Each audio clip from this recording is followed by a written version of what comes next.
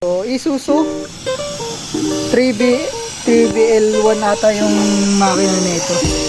So, issue nito, sir. Ano nga issue nito, sir? Ayaw siyang start. Dalawang mekaniko na yung tumingin. Oo. Lagi lang iredondo siya pero ayaw magtuloy. So, yun lang ang issue niyan, sir. Oo, yun lang.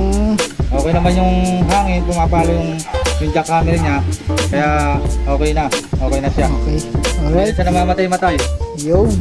So, tatlong mekaniko na to. Tapos, ito pa nga, binilan pa nga ng bagong alternator. Kala nila ito sira eh. Oo, bili ko dyan, 14 mil. Alternator. So, chinek natin yung ano, yung voltahe niya, charging niya. So, okay naman charging niya na ito, Okay sir. naman. Okay Okay. naman. So, may ginalaw lang tayong konting abubot dyan sa wire niya. Then, yung fuel pump niya, tapos yung fuel filter niya, binalik natin yung stock. So, dalawang filter na ang gumagana niyan. So, dati kasi isa lang. Renekta kasi yung ano, kaya umandar. Tapos, mga ilang linggo hindi ni-start yan, sir? Ha? Isang linggo lang, no? Tapos Oo. hindi na umi-start, no? Oo. Natuluyan na. So, sige nga, sir. Ngayon ayaw na talaga. Ayaw Ngayon, okay na. na ulit. Sige nga, sir. Start mo nga, sir. Try natin.